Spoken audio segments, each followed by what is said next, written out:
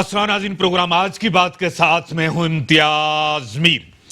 आज बड़ा अफसोसनाक हादसा इस मुल्क के अंदर हुआ है। इतना अफसोसनाक कि पीआईए का तैयारा कराची के एयरपोर्ट के करीब गिरकर तबाह हुआ है। बड़ा अफसोसनाक वाकया हुआ है। कीमती ये जानें जाया हुई हैं और उसी के साथ एक कमीशन की रिपोर्ट भी मंजर आम पे आई हुई है। वही चीनी बहरान जिसका हमें इंतजार था, वो रिपोर्ट मंजर आम पे आ गई। जहांगीर तरीन, मोनस सिलाही, ओमनी ग्रुप और उमर शहरियार, वो जो रिपोर्ट थी, उसी रिपोर्ट के साथ तो ये रिपोर्ट्स तो आती रहती हैं, लेकिन आज जो पीआईए का तैयारा जिस तरह गिर के तबाह हुआ है, कीमती जानें तकरीबन 97 मुसाफिर जो थे वो उस तैयारे में थे। टेक्निकल वजूहात की वजह से जो गिरकर तबाह हुआ, जो आबादी थी उसके ऊपर गिरा और मुसाफिर उसमें जो एक मौजज़ाना तौर पर जो थे, 3 अफराद जो है ना उसमें जो जिंदा बच्चे हैं और ये गिरकर जो है तबाह हुआ है। और अफसोसनाक, और पूरे मुल्क के अंदर एक गम है और हर तरह से अफसोस का इजहार किया जा रहा है। और पूरे मुल्क के अंदर जितनी गवर्नमेंट्स हैं और वजीर आज़म पाकिस्तान और सदर और मुल्क के अंदर और जितने उनके लवाकीन और उनके गम के हम सभी पूरे मुल्क के अंदर एक गम का इजहार किया जा रहा है। और अभी तक सही पता नहीं चल रहा कि किस तरह टेक्निकल क्या हुआ। और एयरपोर्ट के करीब ही वो जो मॉडल कॉलोनी थी, वो एक आबादी थी, शहरी आबादी थी, और पूरी कोशिश की गई और पायलट की तरफ से, और उसी हवाले से अभी तक जो है ना पूरी इमरजेंसी है। जितने भी हॉस्पिटल्स हैं और एक पूरी कोशिश की जा रही है, जितनी भी लॉ इन्फोर्समेंट एजेंसीज हैं, हॉस्पिटल्स हैं और जितने भी लोग हैं, हर तरह से जो है ना इसी तरह से जो है ना सबसे अफसोस किया जा रहा है। एक बड़ा वाकया है, तारीखी वाकया है, और इसी हवाले से जो है ना हर तरफ से जो है, और इसी हवाले से डॉक्टर मिर्ज़ा अख्तियार बेग साहब पीपी रहनुमा हैं और जो है पीसीसीआई के सीनियर वाइस प्रेसिडेंट भी हैं, और तमगा इम्तियाज़ भी उनको मिल चुका है, और जो है राइटर भी हैं, लेखक भी हैं, कॉलमनिस्ट भी हैं, किसी तारफ़ और तारीफ़ के मोहताज भी नहीं है। सर, सबसे बड़ा अफसोसनाक वाकया जो आज हुआ है, पीआईए का तैयारा जो मुसाफिर लेकर जो एयरपोर्ट के करीब ही लाहौर से चला था, 97 जो मुसाफिर थे उनमें जो गिरकर तबाह हुआ है। बड़ा अफसोसनाक वाकया, इसके ऊपर क्या कहेंगे सर? देखिए जी, इसमें तो पूरी हमारी न सिर्फ पाकिस्तान बल्कि पाकिस्तान के बाहर मेरे व्हाट्सएप पे पूरे दुनिया के मैसेजेस आ रहे हैं और वो इसके बारे में इंफॉर्मेशन मालूम करना चाह रहे हैं और नहायत अफसोस का इजहार कर रहे हैं। 1 मिनट पहले लैंडिंग से पहले दोनों जहाज़ का फेल हो जाना। लेकिन इसमें मैं एक चीज़ आपको तवज्जो दिलाना चाहूँगा कि कैप्टन की बड़ी वाज़ेह कम्युनिकेशन सुनाई गई है टीवी चैनल्स पे, और ब्लैक बॉक्स भी मिल गया है, और फिर आपने ये देखा है कि उन्होंने एडमिट किया है कि इंजन अब हमारे कंट्रोल में नहीं है, हमें जहाज़ जो है वो नीचे लेके जा रहा है। तो अब एक जो इन्होंने कमेटी और कमीशन बनाया, इंशाल्लाह वो तहकीकात करेगा, लेकिन टेक्निकली फॉल्ट का बहुत ज़्यादा इसमें चांसेस हैं। अब वो क्या फॉल्ट था, क्योंकि देखिए जब भी ये जहाज़ टेक ऑफ करते हैं, पहले उनकी टेक्निकल टीम इसको पास करती है जहाज़ को, इंजीनियर्स की, और फिर कैप्टन अपने तौर पे चेक करके सेंसर काम कर रहे हैं, ये लाइट काम कर रही है, वो फ्यूल गेज काम कर रहा है, वो साइन करता है करके और फिर अलाउ करता है कि आप तो जो है ना इसमें ये बातें कुछ जो लोग कर रहे हैं, मैं नहीं समझता उसमें कोई वजन है कि इतने दिनों जहाज़ खड़े रहे और उसमें ये ख़राबी थी और ये जहाज़ इस वजह से क्रैश हुआ। ऐसी बात नहीं है। ये एक इंटरनेशनल तरीक़ेकार के तहत जहाज़ों की मेंटेनेंस होती है, और हमारी सिविल एविएशन अथॉरिटी दुनिया की मानी हुई सिविल एविएशन अथॉरिटी है, जो न सिर्फ अपने मुल्क में बल्कि मुल्क के बाहर के जहाज़ों का मेंटेनेंस करती है।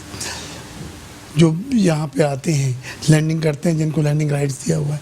तो इस तरह की बात नहीं है। बहरहाल जफ़र महमूद साहब जो पंजाब बैंक के सदर थे, मेरे बहुत अच्छे दोस्त, और आज वो मौजूदाना तौर पे बचे हैं। 2 और मुसाफिर भी बचे हैं, लेकिन हमारी बिज़नेस कम्युनिटी की पुलानी ग्रुप के काफ़ी लोग, स्टैंडर्ड चार्टर्ड बैंक के काफ़ी लोग, जो उनके बच्चे हैं, उनकी बीवी और वो खुद वो जान बाग हो गए हैं। तो बस मैं ये कह सकता हूँ कि आज जुम्मतुल विदा का मुबारक दिन था, माह रमज़ान का ये ख़त्म है, अलविदा है। और अल्लाह ताला से दुआ कि अल्लाह ताला हमारे मुल्क को इस तरह के हादसात से, इस तरह से हौलनाक वाक़यात से महफूज रख। अभी हम कोरोना वायरस से लड़ने में लगे हुए हैं, उसमें हमको फतह दे, उसमें हमें कामयाबी दे, हम सबको कोरोना वायरस से महफूज भी रख और निजात भी दिला। आमीन। ठीक है सर, ये चीनी बहरान पर शुगर कमीशन की रिपोर्ट मंजरे आम पर आ गई। 2 चीजें बड़ी इंपॉर्टेंट है सर। एक चीज आपको खुद पता है कि ईसीसी ने इजाजत दी, टेक्निकली इसको हेड जो है ना वजीर आजम करते हैं। एक चीज सर, आपने इजाजत दी उसने कि भाई आप जो हैं जाएं एक्सपोर्ट करें, जाके इजाजत दी उन्होंने।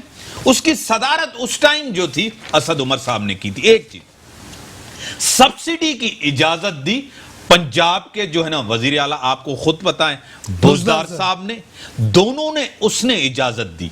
और नाम जिनको जो ठीक है, जिनको 5 साल में फायदा हुआ 29 अरब रुपए का, जो उन 5 सालों में फायदा हुआ, जिनके नाम आ गए जहांगीर तरीन साहब का, मोनस इलाही साहब का, ओमनी ग्रुप का, उमर शहरियार साहब का। उमर शहरियार साहब जो भाई हैं वो हैं अपना खुसरो बख्तियार साहब के नाम आ गए, उनके अभी उनके नाम चल रहे।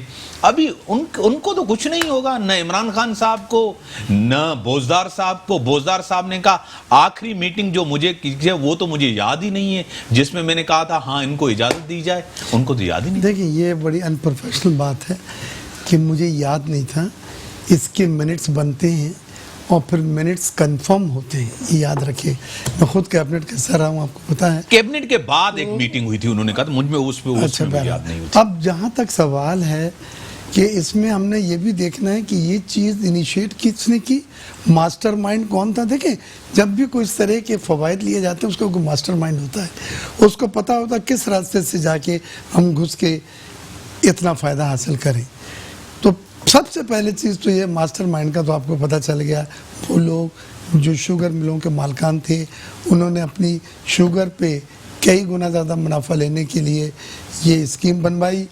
इसके साथ साथ जो एक्सपोर्ट की गई, वो एक्सपोर्ट दरअसल इतनी हुई नहीं, और अफगानिस्तान की जो एक्सपोर्ट है उसको कंफर्म करना बहुत मुश्किल है, वो तो वापस आ जाती है। अफगान ट्रांजिट में आप देखा कितनी चीज़ें जाती हैं, वो कंटेनर फिर बाद में आ जाते हैं। तो वो शुगर जो ये कहा था कि एक्सपोर्ट हुई है, उसमें एक ये भी पैरा है कि ये अफगानिस्तान इतनी तादाद में शुगर नहीं गई, और अफगानिस्तान अगर जाती भी है दिखाने के लिए तो शुगर दोबारा गोदामों में आ जाती है। और फिर उस शुगर को जब कीमतें बढ़ी तो आपने 5-10 रुपये 15 रुपये पर केजी पे ज़्यादा चार्ज करा, तो उससे मज़ीद मुनाफा कमाया। तो एक तरफ तो आपने उसके ऊपर से सब्सिडी ले ली हुकूमत की, और दोबारा उनको लाके आपने मार्केट में बेच के उसके ऊपर नाजायज। ठीक है सर, 2 चीजें। एक तो पिछले साल जो हमारे पास शुगर थी वो 5.2 मिलियन टन थी, यानी कि हमारे पास सरप्लस न थी। फूड सिक्योरिटी के सेक्रेटरी ने कहा था कि आप जो है एक्सपोर्ट नहीं करें। जो हमारे पास अब भी थी वो 4.7 थी, हमारे पास शुगर इतनी नहीं थी। यूनिस धागा साहब आपके भी दोस्त थे, ठीक है, हमारे भी जान पहचान थे, उन्होंने भी सूबों को लिखा था कि आप नहीं करें। सब कुछ होने के बाद भी हुकूमत ने कहा आप एक्सपोर्ट करें खुद। इसमें तो हुकूमत खुद फंसती है, इसमें जहांगीर तरीन का क्या, दूसरे शुगर मिल्स का क्या, हुकूमत ने खुद ही सब कुछ किया है सर। देखिए, अगर आप इस बात को आगे बढ़ाएंगे तो मैं आपकी बात से एग्री करता हूँ। इसमें लपेट में तमाम बड़े बड़े लोग जो ऊपर बैठे हुए हैं हुक्मरान, वो भी इसमें आ जाते हैं। अब इस रिपोर्ट को हमने 2 तनाजुर में देखना है। एक तनाजुर में डेलिबरेटली किसने ये सब मास्टरमाइंड करके ये पॉलिसी अपने मफाद के लिए पास करवाई, और वो मफाद लिए गए हुकूमत के एक्सचेकर को नुकसान पहुँचा के अरबों रुपए का। और ये मैं समझता हूँ एक संगीन जुर्म है। दूसरी फिर यह है कि अगर आपने वो लोग जिन्होंने इस पर तवज्जो नहीं दी और सरसरी कार्रवाई के बाद वो स्कीमें पास हो गई, तो आप भी इतनी जिम्मेदार हैं क्योंकि आप हुकूमत के वो फैसला करने वहाँ बैठे हैं। जो लोग आपको इलेक्ट करके वहाँ पे लेकर आए हैं कि आप कौम के मफाद में सिर्फ फैसला करें, कोई ऐसा फैसला ना हो जिससे नेशनल एक्चेकर को नुकसान पहुँचे। ठीक है सर, अगर हकीकत है कि ओमनी ग्रुप के अगर पुश्त पर जरदारी हैं, अगर जिम्मेदार जरदारी साहब हैं, तो उमर शहरियार के पीछे फिर तो खुसरो बख्तियार साहब होंगे, उनके भाई हैं। कॉन्फ्लिक्ट ऑफ इंटरेस्ट ये नहीं है क्या? रजाक दाऊद साहब कॉन्फ्लिक्ट ऑफ इंटरेस्ट नहीं है? वो भी तो बैठे हुए हैं। बिल्कुल, देखिए ये कॉन्फ्लिक्ट ऑफ इंटरेस्ट एक ट्रेड एथिक्स होती हैं, तिजारत की अखलाकियात। जो अखलाकियात हैं उसमें अगर आपके मुतलका कोई भी समरी आई है तो आप उस मीटिंग में, उस काउंसिल में, उस कमेटी में, उस कैबिनेट मीटिंग में, ईसीसी में नहीं बैठ सकते। और अगर आप बैठेंगे तो वो कॉन्फ्लिक्ट ऑफ इंटरेस्ट के ज़ुमरे में आ जाता है। ये बात भी साबित हुई है कि रज़ाक दाऊद साहब भी, खुसरो बख्तियार साहब भी और जहांगीर तरीन साहब ने भी, जो टास्क फोर्स के चेयरमैन थे, इन्होंने agriculture policy sir, agriculture policy बनाने में, तो ये तमाम चीज़ें इरेगुलरिटीज़ हैं। मुझे बहुत खुशी है कि जिया साहब ने FIA के जो रिजी ये एक कौम पे आसान किया है। अब इमरान खान साहब का ये लिटमस टेस्ट है, लिटमस टेस्ट, और कि वो यहाँ तक तो लाए हैं तो दबाव के बावजूद, लेकिन अगर इसको उन्होंने हतमी अंजाम तक नहीं पहुंचाया तो ये उनकी सियासी मौत होगी, क्योंकि करप्शन पे वो इलेक्शन जीत के आए हैं, करप्शन पे ही वो हुकूमत चला रहे हैं, और करप्शन पे पकड़े गए इतना बड़े स्कैंडल में अगर वो एक्शन नहीं लेते तो उनकी पार्टी की सियासी मौत। सर ये फर्ज चीजें क्या चल रही हैं मार्केट के अंदर, क्योंकि आप बिजनेसमैन भी हैं, आप चीजों को देखते भी हैं, सियासतदान भी हैं, राइटर भी हैं, लेखक भी हैं, चीजों को समझते भी हैं। काफी ऐसी फौज चीजें चल रही हैं कुछ दिनों से कि जीडीपी की ग्रोथ बताई गई कि 1.9 थी और बताई गई 3.3 थी। सर ये क्या गलत चीजें बताई जा रही हैं लोगों को, गलत, ये फर्ज चीजें क्या लोगों को गलत, ये मजाक चीजें बताई जा रही हैं। कौम को सही बताया जाए, गलत क्यों चीजें बताई जाती हैं? कौन पूछने वाला इनसे नहीं है? देखिए पहली चीज तो यह है कि ये ब्यूरो ऑफ स्टैटिस्टिक्स जो हमारा है उसकी जिम्मेदारी है कि वो अदाद शुमार हुकूमत के पेश करे सामने जो सही और हक़ाइक़ पे मबनी हो। GDP में पहले भी खेल खेलते रहे हैं इसाक डार की हुकूमत में कि GDP कम होती थी उसको बढ़ा के पेश किया जाता था, लेकिन इस बार एक चीज़ और है इम्पॉर्टेंट है, वो ये है कि IMF, world bank and Asian development bank जो डोनर्स एजेंसीज हैं उन्होंने पाकिस्तान की GDP माइनस का बताया है कि इस बार कोरोना वायरस के बाद माइनस GDP हमारी पहली बार होगी। माइनस GDP किसी मुल्क के लिए होना बहुत नुकसानदेह है। आपकी या तो फैक्ट्रीज बंद हो रही होती हैं, अनएम्प्लॉयमेंट मैसिव करोड़ों में बढ़ रहा होता है, बैंकरप्सीज हो रही होती हैं, एक्सपोर्ट गिर रही होती है, तो जाके माइनस में GDP आती है। तो इस बार कोरोना वायरस के बाद ये इंटरनेशनल डोनर्स एजेंसीज ने ये कहा है कि हमारी GDP माइनस में आ सकती है। ये एक बड़ा लहम फ़िक्रिया है कि क्या हम अफोर्ड कर सकते हैं, लेकिन हम इसमें बहस क्यों करें? असद उमर साहब ने तो खुद आके TV पे कहा है कि 1,80,00,000 जॉब्स ख़त्म होंगी, अनएम्प्लॉयमेंट होंगी, 10 लाख छोटे सनती यूनिट जो हैं वो बंद हो जाएंगे, 40-50% लोग गुर्बत की लकीर के नीचे मज़ीद चले जाएंगे।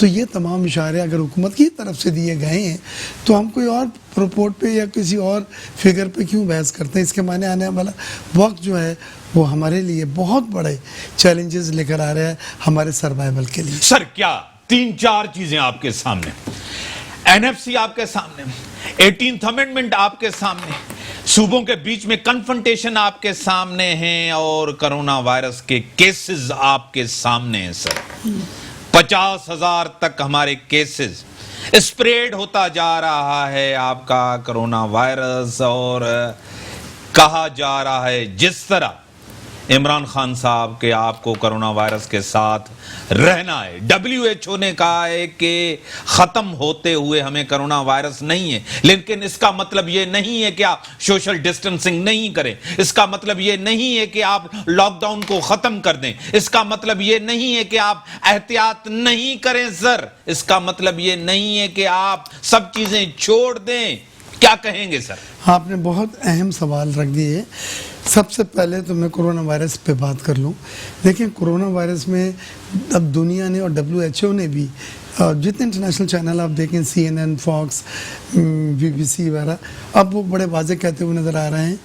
और इमरान खान ने भी कहा, जैसे कि अभी आपने कहा, कि अब हमें कोरोना के साथ जीना पड़ेगा, रहना पड़ेगा। कोरोना अब हमारी ज़िंदगी का एक हिस्सा बन जाएगा।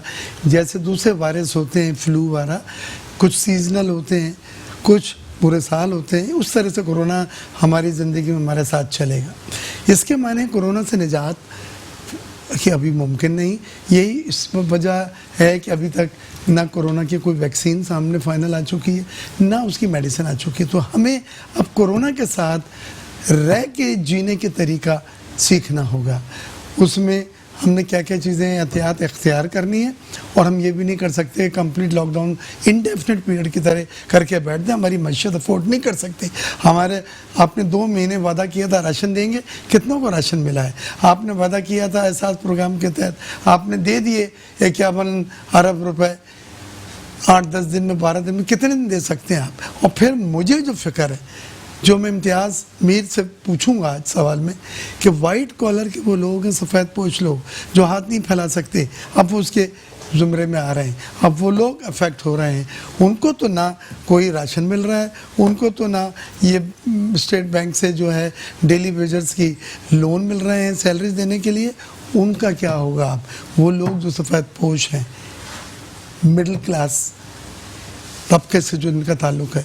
तो मैं ये समझता हूँ कि कोरोना, सर मैं आता हूँ, ब्रेक के बाद आता हूँ, इसी से बात को बढ़ाएंगे आगे। ब्रेक का टाइम हो गया। ब्रेक के बाद मोहतरम जनाब डॉक्टर मिर्जा अख्तियार बेग साहब मेरे साथ हैं, डिस्कशंस को यहीं बढ़ाते हैं।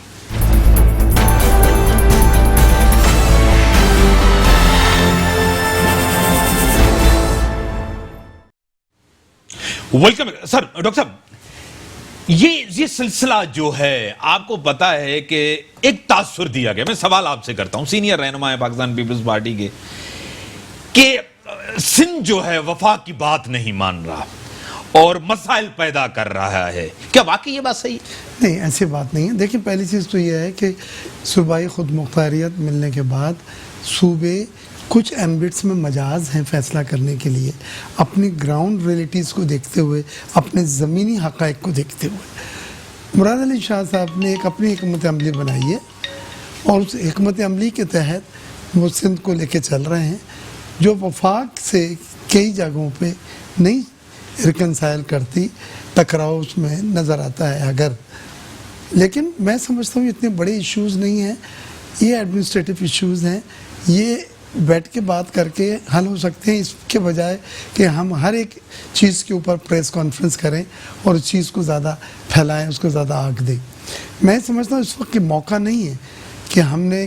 सर मैं 1 मिनट जो है सिर्फ, शानदाना गुलजार साहिबा PTI के MN है, सीनियर रहनुमा है, मैं आपको वेलकम करता हूं अपने प्रोग्राम में। शुक्रिया। मेरे साथ मोहतरम जनाब डॉक्टर मिर्जा अख्तियार बेग साहब भी हैं, किसी तारुफ और तारीफ के मोहताज, वो भी आपको सलाम कर रहे हैं। वालेकुम सलाम, शुक्रिया। किस तरह देख रही हैं? रिपोर्ट भी आपके सामने आ गई है, और आप इसके ऊपर क्या कमेंट्स देंगी? एक तासुर यही क्या है कि खान साहब ने जो वादा किया था वो सबके सामने माफियाज को एक्सपोज किया है, क्या कहेंगी? शुक्रिया इम्तियाज साहब। अगर आपको याद है कि जब PTI की हुकूमत से आने से बहुत पहले, जब इलेक्शन से भी पहले, मई 2018 में हमने एक 100 दिनों का प्रोग्राम बनाया था। अगर आप कहते हैं हमारे कुछ टारगेट थे, कुछ इंडिकेटर्स थे, फिर उसके बाद हमने उसकी एक वेबसाइट भी बनाई थी जिसमें वो 100 डेज इंडिकेटर्स मेजर हो रहे थे, वो अभी भी हो रहे हैं। प्राइम मिनिस्टर के पास एक अपना डैशबोर्ड है। ये प्राइम मिनिस्टर इमरान खान का एक तरीका है, शौकत खान भी ऐसे चलता रहा है सारी उम्र, कि मॉनिटरिंग, अकाउंटेबिलिटी और ट्रांसपेरेंसी। सही। ये पहली हुकूमत है जिसने अपने ही दौर में अपने ही फैसलों पर इन्वेस्टिगेशन करवाई। आपको ये होगा कि नैब से पहले एहतसाब ब्यूरो होता था, और जो मुझे याद है कि कितनी दफा चीनी के इन्वेस्टिगेशन में सब्सिडी पे बंद हो जाती थी। हुक्मरान ने अपने ही फैसलों के खिलाफ इंक्वायरी कमीशन बिठाया। और अल्लाह का शुक्र है कि जो लोग बातें कर रहे थे बीच में कि ये रिपोर्ट नहीं आई, डिले कर रही है, 350 पेजेस की वो रिपोर्ट है, उसमें डिटेल्स है और बहुत सारी है और निहायत ही प्रिस्क्रिप्टिव रिपोर्ट है। तो मुझे लगता है कि अगर नए पाकिस्तान की कोई निशानी है तो वो ये रिपोर्ट है। अब शायद लोग अदालत में भी जाएं, इसको शायद लोग चैलेंज करें, इसकी सख्ती को या इसकी नरमी को, तो ये सब तमाम पाकिस्तान के लिए एक फ्यूचर की खुशी है कि जब तक ये हुकूमत रहेगी जो नहीं हो सकता कि अवाम के साथ धोखा हो और उससे कोई पूछे ना। सही मैडम, लेकिन इसमें जहांगीर तरीन साहब कह रहे हैं कि इस रिपोर्ट में इंसाफ होता हुआ मुझे नजर नहीं आ रहा है, इसमें इंसाफ नहीं है, जहांगीर तरीन साहब कह रहे हैं। देखिए, with all due respect, FIA की ये रिपोर्ट है, जिस तरह सुप्रीम कोर्ट की जजमेंट आती है, चाहे मुझसे एग्री या डिसएग्री करें जाती तौर पे, लेकिन जब सुप्रीम कोर्ट की जजमेंट होती है वो हम एक्सेप्ट कर लेते हैं। जिस तरह कोरोना पैंडेमिक में सुप्रीम कोर्ट की जजमेंट आई, इसी तरह ये एक रिपोर्ट है, नेचुरली अदालत की नहीं है, हक में नहीं है, इसको चैलेंज किया जा सकता है अदालत में। अगर चाहिए तमीम साहब को वाकई ही लगता है कि उनके साथ जाती हुई है या उसमें सदाकत नहीं है रिपोर्ट में, तो उसको चैलेंज करने में तो कोई दिक्कत नहीं होनी चाहिए। अदालत के लिए आप जा सकते हैं, हाई कोर्ट में रेट में जा सकते हैं, आपकी पोजिशन है, सुप्रीम कोर्ट में जा सकते हैं, अपील में जा सकते हैं। तो लेकिन हमें जस्टिस का दामन छोड़ना चाहिए, लेकिन मिलना चाहिए। शांतना साहब, एक चीज इसमें यह है कि जिन्होंने एक्सपोर्ट की इजाजत दी थी ECC ने, जिस तरह सब्सिडी की जिसने इजाजत दी CM साहब ने और अपना बोजदार साहब ने, इजाजत तो वहीं से मिली। इनको तो इजाजत दी गई, इन्होंने तो अवेल की इजाजत, उनका तो नाम ही नहीं है, जिक्र ही नहीं है। किनका नाम नहीं है जी?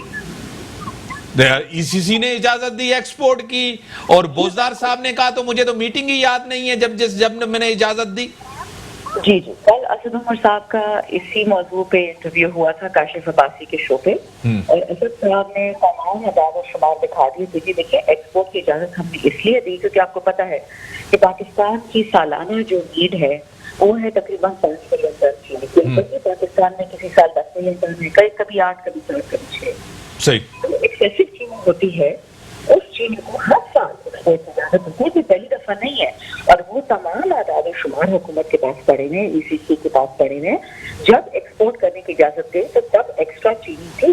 अब इस रिपोर्ट के इस हिस्से में FIA इंसिस्ट कर रही है कि चीनी की एक्सपोर्ट की वजह से महंगाई थी, और असद उमर साहब का कहना है कि वो महंगाई आर्टिफिशियल थी, उसका एक्सपोर्ट से कोई लेना देना नहीं था, यानी कि पाकिस्तान में मसनूई शॉर्टेज क्रिएट की थी। ठीक है शांतना साहब, एक मैं सवाल एक कर सर आ रहा हूं आपके पास। एक और चीज, केसेस बढ़ते जा रहे हैं, जिस तरह मैंने आपको कहा था कि मैं आपके साथ जिस टॉपिक पे बात करना चाहूंगा उसी पे कहूंगा। केसेस बढ़ते जा रहे हैं और जिस तरह 50,000 से आपको पता है केसेस बढ़ गए, तजावुज कर दिए, और आपको पता है खतरनाक सूरत हाल होती जा रही है, और आपको पता है जिस तरह डॉक्टर जफर मिर्जा साहब ने भी कहा है कि इसकी जिम्मेदार तो अवाम होगी। क्या कहेंगे इसके ऊपर? फिर मैं डॉक्टर साहब से भी पूछूंगा, फिर आपकी तरफ आऊंगा। देखिए जी, बहुत सारे ऐसे ममालिक है दुनिया में जिन्होंने लॉकडाउन किया ही नहीं, क्योंकि वो हमसे भी ज्यादा गरीब थे और उनको ये मसला था कि उन्होंने अपने आप को बैलेंस करना था। हेल्थ वर्कर्स की जिंदगी भी जरूरी है, पुलिस की, फौज की भी, और सिटीजन की, सबकी। लेकिन जिस तरह WHO के चीफ ने बोला कि ये एड्स की तरह की बीमारी है, अपने आप को खुद बचाना होगा, ये प्राइम मिनिस्टर पे डॉक्टर जफर मिर्जा का कहना नहीं है कि आवाम खुद जिम्मेदार है। अगर आप एक दफा 18 की उम्र से आप तजावुज कर जाते हैं, आपको पता है कि ग्लव्स पहने, SOPs फॉलो करने हैं, मास्क पहनना है, तो उस हद तक तो आवाम की जिम्मेदारी बिल्कुल है। हाँ, जहाँ तक हॉस्पिटल पे लोड बढ़ रहा है, असद उमर साहब ने भी बताया कि बेशक केसेस बढ़ेंगे, हमने लॉकडाउन खत्म कर दिया है, लेकिन आप लोगों को से नहीं मार सकते और ना उनको कोरोना से मार सकते हैं। तो उम्मीद यही है कि ये अंडर कंट्रोल में होगा, और हमारी इस वक्त सबसे ज्यादा जरूरत आवाम से ज्यादा आपके हेल्थ वर्कर्स, आपके टेक्निकल वर्कर्स, आपके डॉक्टर्स, आपके नर्सेज, उनको जरूरत है परवाज की, उनको करनी है हम। ठीक है डॉक्टर साहब, हाँ रेस्पॉन्ड करें डॉक्टर साहब। मैं पहले तो मोहतरमा शांतना साहिबा की जो एक स्टेटमेंट है कि महंगाई हुई है लोकल मार्केट में, जिसकी वजह से लोगों को ज़्यादा देना पड़ा है बाहर। इसमें मैं एक बात क्लैरिफाई कर दूं कि देखें, जो जवाब बनाया गया था एक्सपोर्ट का कि हमारे पास सरप्लस शुगर है, बाद में जो डेटा आया है वो सरप्लस शुगर नहीं थी। अभी आपने भी जो फिगर दिया 5.2 टन की हमारी मिनिमम रिक्वायरमेंट है सालाना, और वो उसके आसपास थी। तो एक तो जवाब ये नहीं बनता है कि आप जब इसको एक्सपोर्ट की इजाज़त दें, प्लस एक्सपोर्ट जिस कंट्री को दिखाया गया ज़्यादा, अफगानिस्तान, वो पोरस बॉर्डर है, वहाँ अफगान ट्रांजिट में जितनी चीज़ जाती है सुबह शाम में वो वापस मार्केट में दोबारा पाकिस्तान की आ जाती है। सही। चाय वो मंगाते हैं टनों, वो चाय वो पीते नहीं है, वो पाकिस्तान में चाय वापस आई हुई होती है। तो वो शुगर वापस आई और उसका महंगे दामों में फिर मजीद बेचा गया और मसनूई किल्लत जो है पैदा की गई और गलत जवाब बना के एक्सपोर्ट किया गया, जबकि शॉर्टेज था और उस हालत में एक्सपोर्ट करने की कोई, मैं समझता हूँ, मंतक नहीं थी। तो ये तमाम चीज़ें एक सोची समझी साजिश के तहत की गई, जिसमें सिर्फ मकसद था मुनाफा कमाना और नेशनल एक्सचेकर को से पैसे बटोरना, जो उन्होंने अरबों की तादाद में बटोरे हैं, जो बहुत अफसोस की बात है। ठीक है सर, एक और उन्होंने कहा, जो खान साहब ने जो वादा किया था मैं एक्सपोज करूंगा, चाहे मेरे अपने हो दूसरे, वो भी पूरा किया, इसको भी रिस्पॉन्ड करें। बिल्कुल, मैं इस बात पे तो इमरान खान साहब को मुबारकबाद पेश करता हूं कि उन्होंने वादा पूरा किया कि रिपोर्ट को जो है पब्लिक करा उन्होंने। और दूसरे केसेस बढ़ने थे, उन्होंने कहा ये मुझे जरा ये 50% काम कर दिया, सलाम पेश करता हूँ। अब बाकी 50% है कि उसके ऊपर जो सिफारिशात अमल किया जाए, एक्शन लिया जाए, सजा दी जाए। तो उन्होंने शुमारत की है कि नेब की तरफ जाएंगे ये केसेस, एफआईए कोई भी तरीकेकार हो, लेकिन मंतकी अंजाम तक पहुंचना है। सिर्फ रिपोर्ट को आके पेश करना जो है वो मकसद नहीं है। ये अरबों रुपए के कौमी खजाने से जो चले गए उसकी रिकवरी भी होनी चाहिए। जिन्होंने ये करा उसके खिलाफ एक्शन भी होना चाहिए। सर, जो केसेस बढ़े हैं उसके ऊपर भी रिस्पॉन्ड करें जी। केसेस जो बढ़े जी, इन्होंने जो लॉकडाउन को नरम किया, यानी कि खोल दिया, देखिए बिजनेस एक्टिविटीज, जो मैंने आपसे सवाल किया था, आपसे बिजनेस एक्टिविटीज का भी सवाल किया, जो मैंने आपको कहा कि बजट भी आ रहा है, कोरोना बजट जो आएगा अभी, उसके हवाले से आप क्या कहेंगे? मेरी ये राय है, और इश्तियाक साहब मेरे भाई ने कॉलम भी लिखा था इस पे, हर्ड इम्यूनिटी एक चीज है। हर्ड इम्यूनिटी ये है कि आप दुनिया में कुछ जगह अपनाया गया, लेकिन बहुत खतरनाक और बहुत ही डेंजरस हिकमत अमली है। हर्ड इम्यूनिटी ये कहती है कि हम अफोर्ड नहीं कर सकते लॉकडाउन, हम अफोर्ड नहीं कर सकते सनतें बंद हों, मार्केटें बंद हों, हम घर बैठ के तनख्वाहें नहीं दे सकते डेली वेजर्स की, लिहाजा इसको ग्रेजुअली खोल दिया जाए। और इसमें जो लोग इम्यून हासिल कर ले, यानी उसमें इम्यूनिटी पावर, कुव्वत मदाफियत अगर पैदा हो जाती है लड़के और वो सरवाइव करते हैं, और अगर कुछ कमज़ोर लोग हैं वो कुव्वत मदाफियत नहीं मजबूत होती, वो मरते हैं तो मर जाने दो। ये हर्ड इम्यूनिटी अगर आप गूगल करेंगे उसमें पूरी डिटेल आ जाएगी। तो अब मुझे तो ये लग रहा है कि हर्ड इम्यूनिटी की तरफ जा रहे हैं, लेकिन ये एक बहुत ही खतरनाक हिकमत अमली होगी। लेकिन ये यूके में ये तो फार्मूला कामयाब नहीं गया था, कहीं पे भी कामयाब नहीं गया, ये कहीं पे भी कामयाब नहीं गया। लेकिन तो आपको कुर्बानी देनी पड़ेगी। ये उन जगहों पर होता है जहाँ वसाइल एग्जॉस्ट हो चुके होते हैं, एक प्लेयर भाग भाग के थक हो चुका होता है, फिर वो हाथ उठाता है। ये हर्ड, यानी कि खतरनाक सूरत हाल आगे है अगर हर्ड इम्यूनिटी की तरफ हो जाए। बड़ी मेहरबानी सर, बड़ी मेहरबानी डॉक्टर मिर्जा अख्तियार बेग साहब। बड़ा अफसोसनाक वाकया आज हुआ, पीआईए का तैयारा कराची एयरपोर्ट के करीब गिरकर तबाह हुआ। बड़ा अफसोसनाक वाकया, टेक्निकल फॉल्ट था, एक कहा जा रहा है, अभी उसके ऊपर मजीद एक रिपोर्ट आएगी।